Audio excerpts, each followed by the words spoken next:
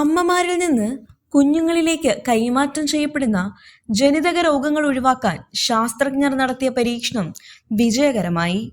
ബ്രിട്ടനിലാണ് പരീക്ഷണം നടന്നത്. 3 പേരിൽ നിന്നുള്ള DNA ഉപയോഗിച്ചാണ് കുഞ്ഞുങ്ങൾ പിറന്നത്. ഒരു പുരുഷനിൽ നിന്നും 2 സ്ത്രീകളിൽ നിന്നുള്ള DNA ഉപയോഗിച്ച് 8 കുഞ്ഞുങ്ങളാണ് പൂർണ്ണ ആരോഗ്യത്തോടെ ജനിച്ചത്. 0.1% മാത്രമാണ് അമ്മയല്ലാത്ത സ്ത്രീയിൽ നിന്ന് സ്വീകരിച്ചിട്ടുള്ളത്.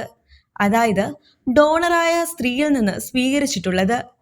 ജനിച്ച് ദിവസങ്ങൾക്കുള്ളിൽ തന്നെ കുഞ്ഞ് മരിച്ചു പോകുന്ന അപൂർവമായ മൈറ്റോകോൺഡ്രിയൽ രോഗത്തിനാണ് ഈ രീതിയിലൂടെ പരിഹാരമാകുന്നത്.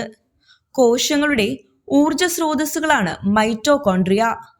മൈറ്റോകോൺഡ്രിയയിൽ ഉണ്ടാകുന്ന പ്രശ്നങ്ങൾ മൂലമുണ്ടാകുന്ന ജനിതക വൈകല്യങ്ങളാണ് മൈറ്റോകോൺഡ്രിയൽ രോഗങ്ങൾ. ഈ രോഗങ്ങൾ ശരീരത്തിന്റെ പല ഭാഗങ്ങളെയും ബാധിക്കും. പ്രത്യേകിച്ച് തലച്ചോർ, ഞരമ്പുകൾ, ഹൃദയം, പേശികൾ തുടങ്ങിയ ഉയർന്ന ഊർജ ആവശ്യകത ഉള്ളവയെ. പരീക്ഷണം വിജയകരമായിരുന്നെങ്കിലും ഈ പരീക്ഷണം വിവാദമായി തുടരുകയാണ്. അമേരിക്കയും ഫ്രാൻസും ഉൾപ്പെടെ പല രാജ്യങ്ങളും ഇത് അംഗീകരിച്ചിട്ടില്ല.